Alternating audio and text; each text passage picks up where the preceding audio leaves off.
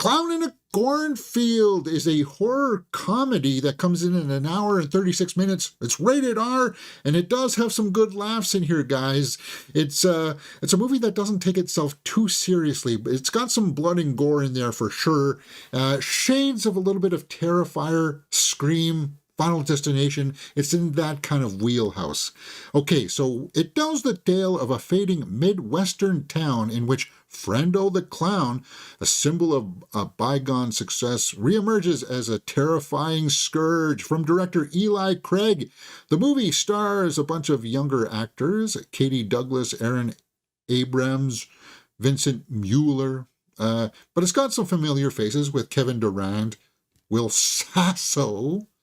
Cassandra Potenza was pretty interesting. Verity Marks was also rounding out the cast.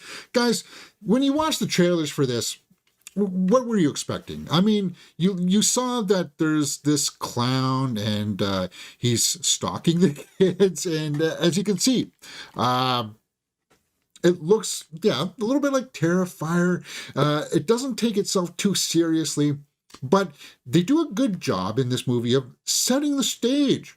So this girl and her father come to this new town where Frendo is like the town mascot. Here's the main girl here. And basically her mother has just recently died, and they're just trying to get a fresh start.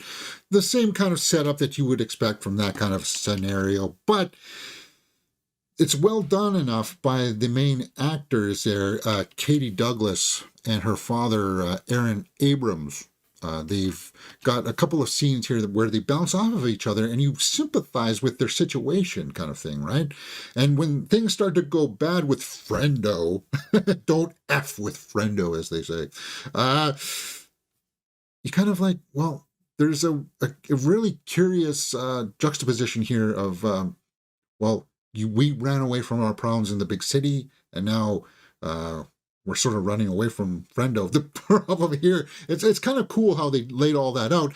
And it gets into some of the kills. It takes a little bit to get there, because the whole scenario is, okay, she's new to the town. We've seen that before.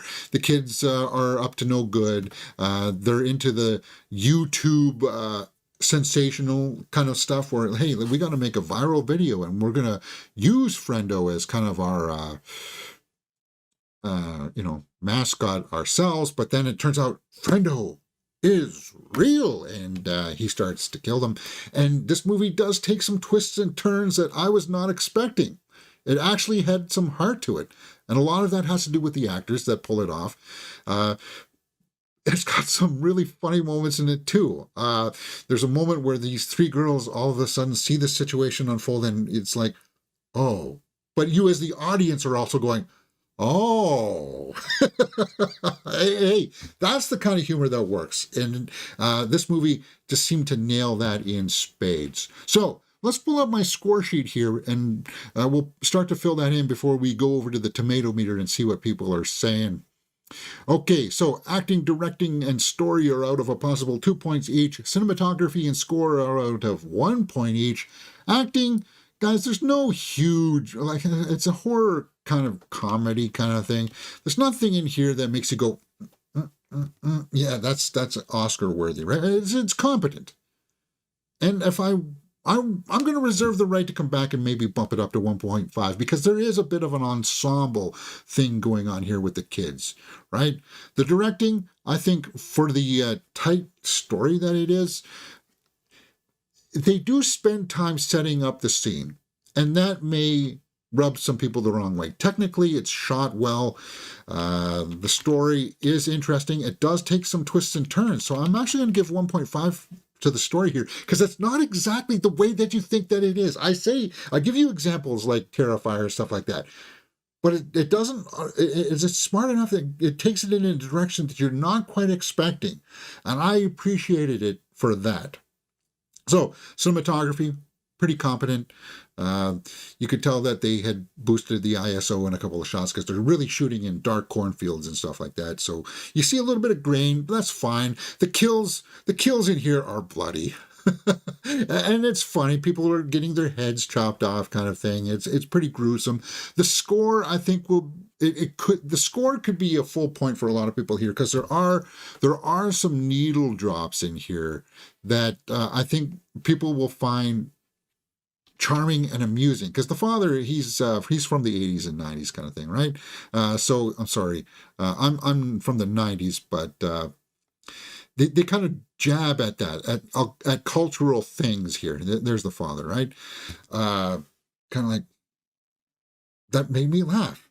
It seemed to encompass a writing style that made fun of things that I would understand as an older adult, but then it also had like a bunch of the teen stuff in here about like them not understanding like the old rotary phones and stuff like that. And it's like, what kind of phone is this? And it's like it works, guys.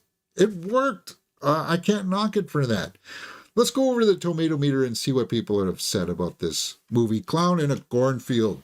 80% by critics, no audience score, but I'm probably expecting the audience to be about the same, because a lot of younger people are going to go out and see it this weekend, and it's gonna speak to them, I think.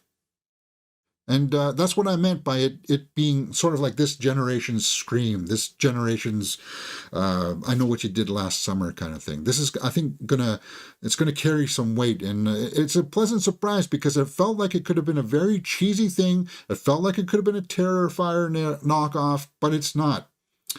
Let's go down to some of the snapshot reviews. San Francisco Chronicle.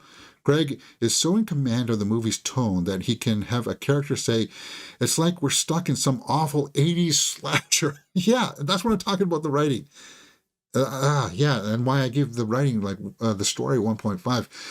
He says we're stuck in some 80s slasher movie without diminishing the genuine terror of the clowns in the cornfield. Oh, watch it there, guys. Watch it. You're going to give a little bit of spoiler there. And maybe that's a little clue there, guys. There's nothing wrong with using a teen horror movie to comment on the generation gap. So this person didn't like it. Gap, class, relations, and the decline of the U.S. manufacturing sector. But it helps if the plot isn't so cluttered with half-realized ideas. So this person, I could think, is taking it a bit too literally. And I got to preface to you here, guys, that don't take it too literally. Like, they know what they're doing when they're having fun at you. They know that they're jabbing at you with the here thing, like kids are always on their phone. This movie does a great job of setting up that divide between kids and adults. It does a really good job of that. And I think there's a great scene that showcases that in the classroom when the teacher tries to lay down the law, but the kids are just prank after prank, and they're videoing him having this explosion, and it's kind of like, okay, that's the tone that they're trying to go for, and I think it carries throughout the movie. Audience reviews, great movie, good plot. Big Pappy. It was a fun slasher movie. Book was probably better, but it had its moments and scares and gore. From that, it was awesome to watch. Yeah, so it was also based on a book. It said that in the opening crawl, I believe. So I never read the book. I can't tell you how, well, other than that little excerpt there, that I guess maybe people like the book better. But as a movie, I thought that it worked. Does it leave the door open for possible sequels? Because I know that this is a series of books, right? And then when you sit down and think about it after it's all said and done, there are ways that could be like franchise here. There is. It's very interesting. The killer is not exactly what you think it is. And I thought it was very refreshing the way that was all revealed. Let's go over to my score sheet and wrap things up here and give a final score for Clown in the Cornfield, and see where we land. It's not going to be as high as an 8, guys. It's not that. Watchability factor. If you're a fan of the book, if you're a fan of horror, you'll want to check this out, because it has a decent premise. Is it worth seeing in the theater? Absolutely. 1.5. Now, I'll try to see this in a full theater, because I think you will have lots of laughs. This is the type of movie where the crowd will be interacting with all of the jokes and stuff like that. Because they know that some of the kills are going to be silly, over the top, bloody. And then, as I said, some of the writing in here is pretty good. So I think as an acting piece, I am going to bump that up to 1.5. And I am going to also bump up the directing because of all of that. So we're sitting at 7 out of 10 for Clown in the Cornfield. And as I said, some of the music in here was pretty good too. So I'm going to drop that. Sorry, not drop that. I'm going to bump that up to a full point. That puts us at 7.5 out of 10 for Clown in a Cornfield. A very very welcomed surprise, I should say. I wasn't expecting much from this.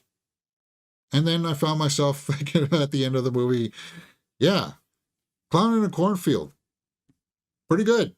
7.5. Let me know what you thought about this in the comments below, and we will talk about it.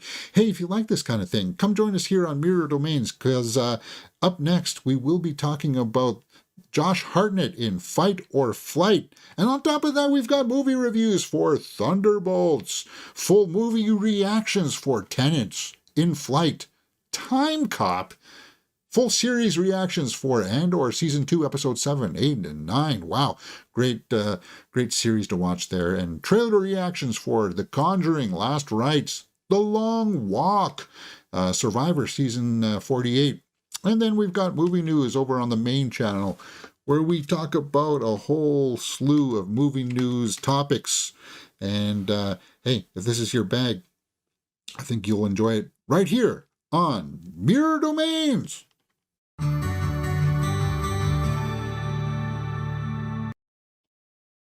Okay, I think that went pretty well. Yeah, guys, try to see this in a full theater. And yeah, there'll be kids on their phone, like younger kids. One thing that I noticed with this movie, though, is that it's like, guys, yeah, I am definitely now not the in crowd, and I knew that for a while now. I don't understand this mentality of everything has to be recorded, everything's got to be kind of like laughing and making fun of everybody else kind of thing. I know the growth period that the youth go through. Trust me, I went through it all.